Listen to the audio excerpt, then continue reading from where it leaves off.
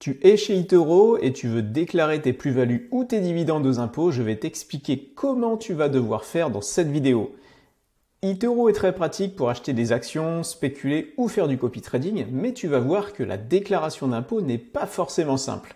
Heureusement, j'ai une solution pour te simplifier la vie, je vais t'en parler juste après.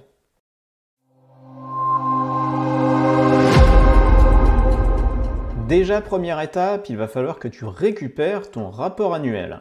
Pour ce faire, tu te connectes sur ton espace eToro. Tu vas ici dans le menu à gauche sur Paramètres. Tu vas dans Compte. Tu sélectionnes ici Relevé de compte. Et enfin, tu vas sélectionner la dernière année, donc ici c'est 2023, et tu cliques sur Créer. Automatiquement, eToro va te générer ton rapport annuel sur toute l'année. Tu vois ici l'adresse de eToro qu'il faudra renseigner pour ta déclaration de compte étranger. J'ai déjà fait une vidéo sur le sujet que je te remets en haut à droite et dans la description de la vidéo. C'est une opération obligatoire à faire tous les ans, je te le rappelle.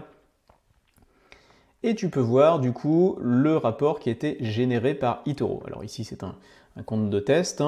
Donc il y a le résumé avec toutes les informations pour les plus-values, les moins-values, les ETF que tu as achetés, les actions, les CFD, les crypto-actifs, les dividendes et également les intérêts que tu as pu toucher sur le compte de eToro. Donc il va falloir que tu déclares tout ça.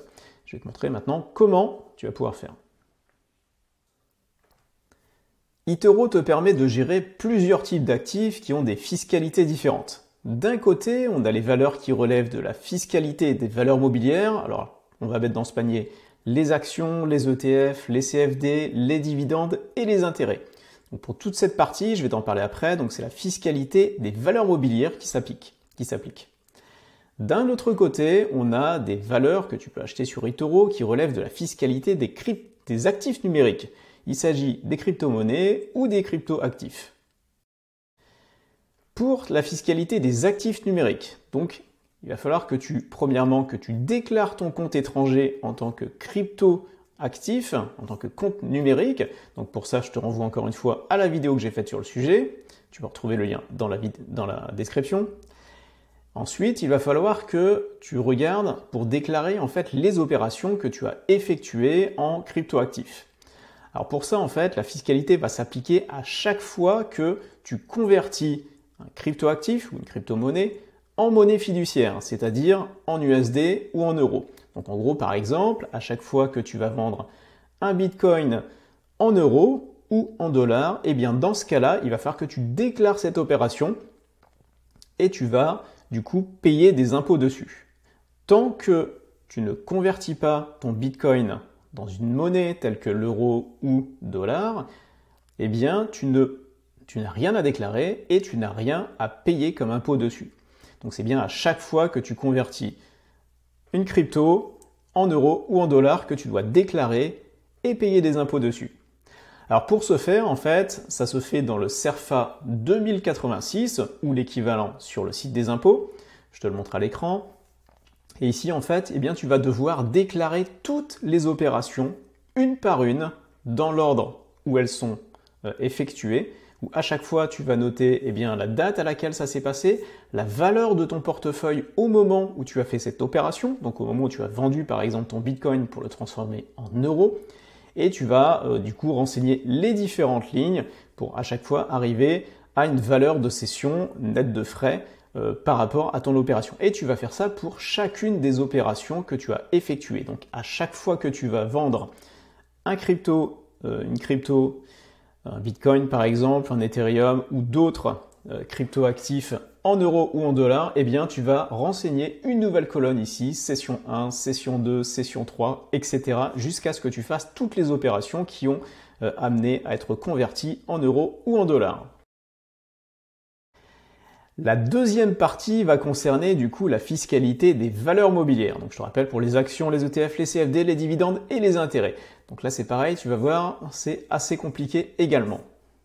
Rapport eToro, où là on peut voir en fait sur chaque ligne eh bien, les plus-values ou moins-values qui ont été effectuées pour les actions ETF CFD, la même chose pour les dividendes, il y a une ligne également pour tout ce qui est commission de spread, pour les frais, et donc tout ça, eh bien, on va pouvoir les intégrer à notre déclaration d'impôt. Ce qui nous intéresse ici, donc pour les valeurs mobilières, ce sont tout ce qui est plus-value, moins-value sur les actions ETF et CFD. Donc on voit en fait qu'on a des montants qui sont en USD, car eToro gère toutes ses opérations en USD, et on a également le montant en euros qui est calculé. Alors par contre, c'est très bien, sauf que ce n'est pas du tout comme ça qu'il faut faire. eToro en fait prend le montant en USD, donc de la somme de toutes les plus-values, la même chose pour les dividendes, et va derrière appliquer un taux annuel pour obtenir en euros. Alors c'est pas du tout ce qu'attend l'administration fiscale. L'administration fiscale impose que le taux de change qui soit pris en compte soit celui à la date de l'opération. Donc pour une plus-value, eh bien, il va falloir prendre le taux de change à la date de la vente, le taux de change USD-euro, et la même chose pour les dividendes. Au moment de la versement du dividende, eh bien, il faudra prendre le taux de change qui est applicable ce jour-là.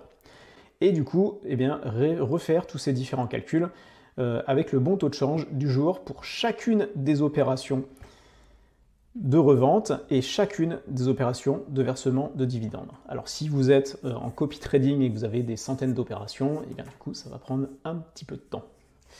Donc une fois que vous avez effectué tout ça, eh bien vous pourrez réintégrer les frais qui viendront en moins-value des plus-values potentielles que vous avez fait, et pareil pour les commissions de spread. Une fois que vous avez fait tout ça, eh bien vous pouvez passer à la déclaration. Je peux comprendre que refaire tous les calculs du rapport annuel eToro et remplir correctement tous les formulaires sur le site des impôts, c'est quand même hyper compliqué et source de beaucoup d'erreurs. C'est pourquoi on a créé le logiciel Déclaration rapide qui permet de pré-générer automatiquement toute ta déclaration des revenus boursiers, et ça en quelques minutes seulement. Alors tu vas voir, c'est hyper simple, ça se passe en 3 étapes. Première étape, tu récupères le rapport annuel de ton courtier, comme on l'a vu juste avant. Deuxième étape, tu l'importes dans Déclaration rapide. Et troisième étape, eh bien, ta déclaration est pré-générée automatiquement. Allez, je te montre tout ça. Alors, je suis sur le logiciel Déclaration rapide. Donc ici, j'ai la possibilité d'importer des rapports annuels de plein de courtiers, comme tu peux le voir. Ici, ce qui nous intéresse, c'est eToro. Je vais sélectionner mon rapport eToro, qu'on a vu tout à l'heure, pour le télécharger. Et là, automatiquement, eh bien, Déclaration rapide va détecter toutes les informations pour moi. Aussi bien les plus-values, les moins-values, les frais, les intérêts si j'en avais touché avec le retenu à la source, tous les dividendes que j'ai récupérés sur mon rapport annuel, avec tous les pays, à chaque fois les montants bruts, les retenus à la source, les montants nets, les abattements, pour savoir si c'est éligible ou pas à l'abattement de 40% si vous choisissez l'option barème. Vous avez bien sûr la possibilité de modifier toutes les informations si vous le souhaitez. Et chose très intéressante, également en plus de récupérer toutes ces informations, eh bien tout est en euros et donc avec le taux de change applicable à la date de l'opération. Donc une fois que tout mon rapport a été récupéré, je peux valider, je peux bien sûr utiliser Déclaration rapide pour déclarer d'autres courtiers, si j'en avais, aussi bien des courtiers français que des courtiers étrangers ou même le PEA. Une fois que tout est bon, je génère ma déclaration. Ici, je n'ai qu'un courtier, mais si j'en avais plusieurs, bien sûr, toutes les informations seraient agrégées. Donc voilà, je retrouve bien par pays, en fait, à chaque fois, la ventilation de toutes les informations. Une fois que tout est bon, eh bien, je vais générer ma déclaration. Donc je vais choisir entre la flat tax et l'option barème pour obtenir les bonnes cases à remplir sur la déclaration d'impôt. Si j'avais des moins-values des années précédentes, alors c'est le cas dans mon exemple ici, en 2020, 2021, 2022, j'avais des moins-values, eh bien je peux les renseigner, ça va permettre en fait de réduire mon imposition sur les plus-values que je vais toucher cette année. Une fois que tout est bon, je valide, je génère ma prédéclaration, et là en fait, eh bien j'ai tout ce que j'ai à renseigner sur le site des impôts, je n'ai plus qu'à recopier. Donc les différentes annexes à sélectionner, donc à chaque fois sur le site des impôts, donc c'est les différentes informations qu'il faut sélectionner ici. Donc la 2047, donc le formulaire 2047 est pour les revenus que vous touchez à l'étranger. Donc ici, est-ce que j'ai un courtier étranger, eToro, et bien donc il va falloir à chaque fois, il y a 4 pages à remplir. Pour chacune des pages, à chaque fois, donc j'ai toutes les informations à remplir, donc page 1, page 2, page 3, page 4.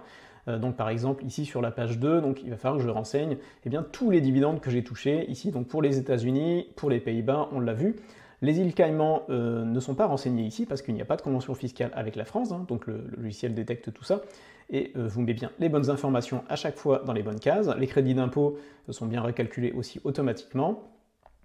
Pour savoir si tout ce qui est éligible à l'option barème, si vous choisissez la flat tax également, tout est calculé. Les intérêts, j'en ai pas touché ici, mais je pourrais très bien en avoir eu sur eToro ou même sur d'autres courtiers, hein, comme Trade Republic. Ça aurait été renseigné et calculé automatiquement ici avec le crédit d'impôt. Les dividendes français que j'ai touchés eh bien, sont bien renseignés ici. Et eh bien, toute la ventilation est bien faite ici. Donc à chaque fois, hein, vous avez les cases à remplir et donc à chaque fois, donc, on vous redonne ici les informations de où il faut renseigner ça sur le site des impôts. Donc idem pour les plus-values ici qu'on a touché, donc c'était 950 € dans notre exemple ici pour notre rapport annuel eToro. Et au final, les informations donc à reporter sur la page 4 et donc sur les reports qui seront à faire sur la déclaration principale 2042.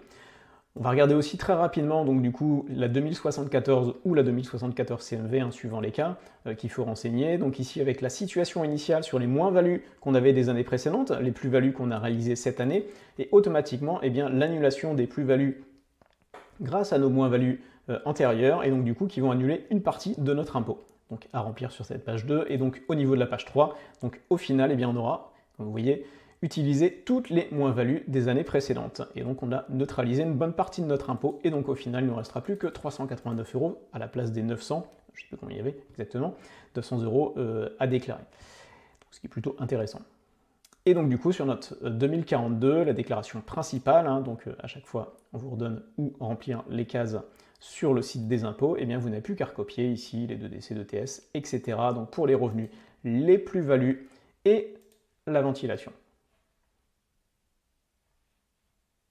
Voilà, donc si vous avez besoin d'aide pour déclarer vos impôts avec eToro ou avec un autre courtier, voilà, déclaration rapide est disponible, le lien est dans la description et au moment où je fais la vidéo, il y a une promo pour la commande de ce logiciel.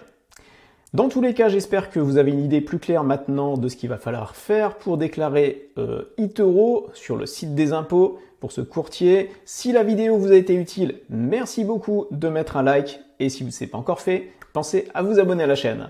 À très bientôt.